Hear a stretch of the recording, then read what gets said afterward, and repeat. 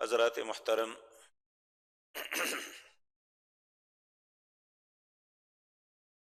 اللہ کا ہم پہ یہ بہت بڑا فضل اور احسان ہے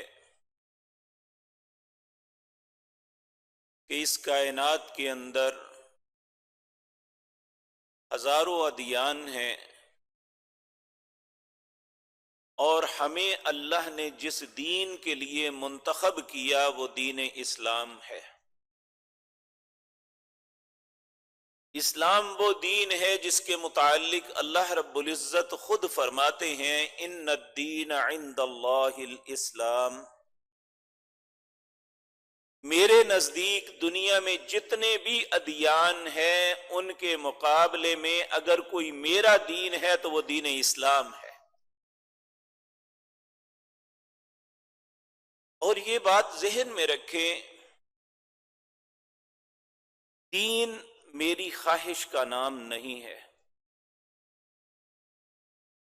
یا جن باتوں پہ اکثر لوگ عمل شروع کر دیں ان چیزوں کا نام دین نہیں ہوتا۔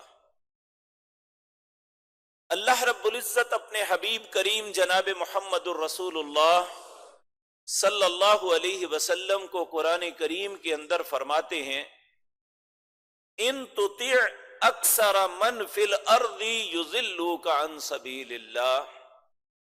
اے میرے پاک پیغمبر صلی اللہ علیہ وسلم، اگر آپ بھی زمین پہ رہنے والے اکثر لوگوں کی خواہشات کے مطابق چلیں گے تو اصل رستے سے بھٹک جائیں گے۔ تو اس کا مطلب یہ ہوا کہ کثرت سے جو لوگ کام کرتے ہیں اس کا نام دین نہیں ہوتا۔ پھر سوال یہ پیدا ہوتا ہے دین کہتے کسے ہیں؟ اللہ رب العزت نے جب آدم علیہ السلام کو دنیا میں بھیجا، ایک غلطی کی وجہ سے جنت سے نکال دیے گئے، اللہ نے یہ حکمن فرمایا قال اہبطوا منہا جمیعا، تم دونوں یہاں سے نکل جاؤ۔ اب دنیا میں ایک مدت تک امتحان کی زندگی کو گزارنا ہے تمہیں، تو اس امتحان میں تمہاری رہنمائی کس چیز سے ہوگی؟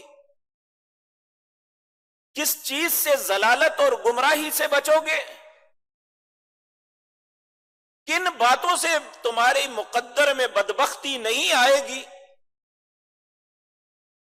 اللہ فرماتے ہیں یہ سورۃ طٰہٰ اس کے آخری رکوع میں فَإِمَّا يَأْتِيَنَّكُم مِّنِّي هُدًى، میں تمہاری رہنمائی کروں گا، فَمَنِ اتَّبَعَ هُدَايَ فَلَا يَضِلُّ وَلَا يَشْقَىٰ، جو اس رہنمائی کو جو میں بھیجوں گا، کون؟ یعنی اللہ رب العزت، جو رہنمائی اللہ بھیجیں گے جو اس کی اتباع کرے گا، فَلَا يَضِلُّ، وہ گمراہ نہیں ہوگا، وَلَا يَشْقَىٰ، اور نہ ہی بدبختی اس کا مقدر بنیں گے۔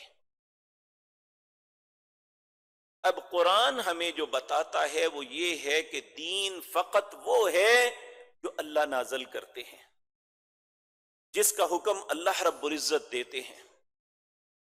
جن باتوں سے اللہ منع کرتے ہیں ان سے منع ہونے کا نام دین ہے، جن باتوں کا حکم اللہ رب العزت کرتے ہیں ان کے حکم کی تعمیل کرنا اس کا نام دین ہے۔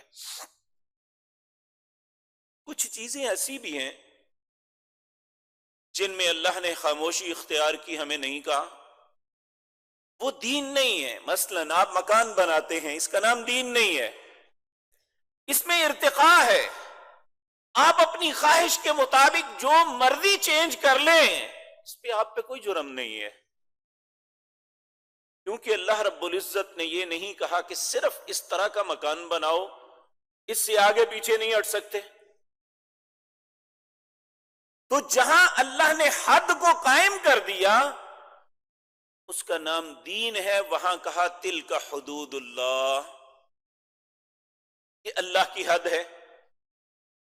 آپ نے کبھی واگا بارڈر پہ یا کوئی بھی بارڈر بنے ہوئے ہیں، وہاں آپ نے دیکھا ہوگا کہ باڑیں لگی ہوئی ہیں،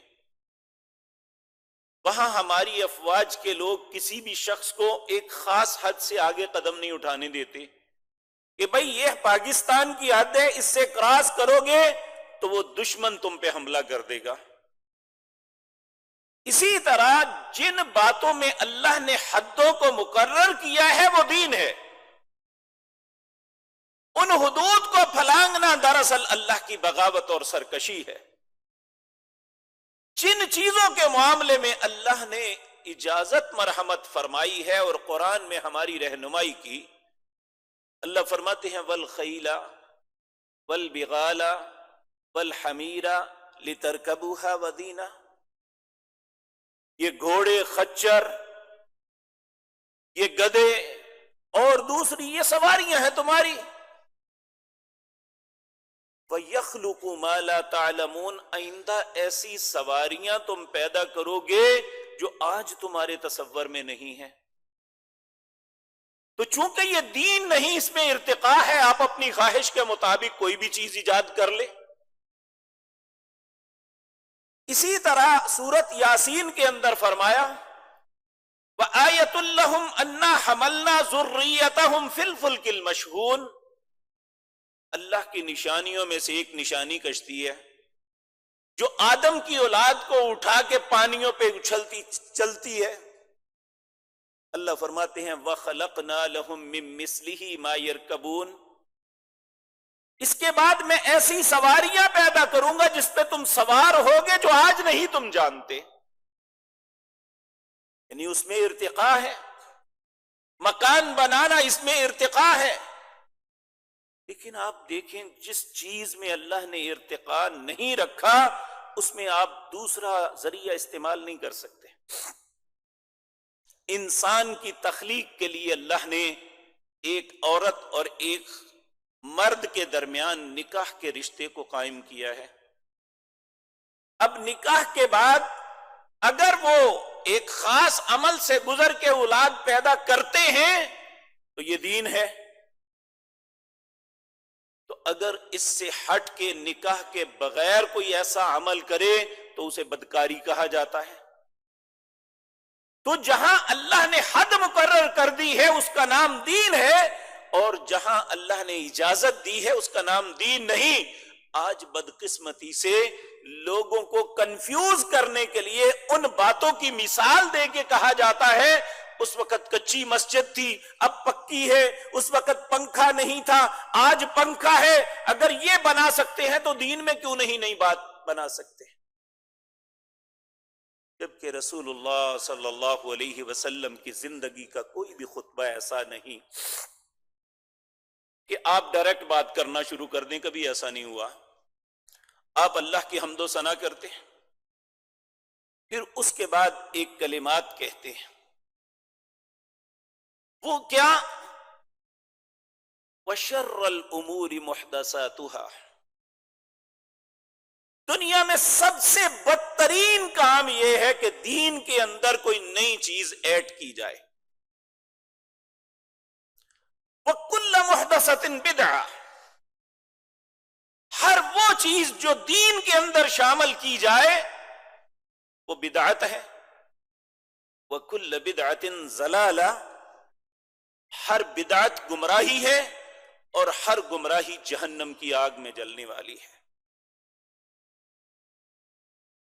میرے عزیز بھائیوں، یہ دین خالص جس پہ آج ہم جسے اپنا دین مانتے ہیں، اس کی شعاعیں مکے سے نکلی اور مدینہ منورہ سے پھر پوری دنیا میں پھیلی۔ مدینے کا نام یثرب تھا، مصیبتوں کی جگہ، پھر اسے مدینۃ الرسول کہنے لگے کہ جہاں رسول اللہ تشریف لے آئے اس شہر کو رسول اللہ کا شہر قرار دے دیا گیا۔ آج جب بھی کوئی مسلمان اس پاک دھرتی کا نام لیتا ہے تو مدینہ منورہ کہتا ہے۔ کیوں کہتا ہے؟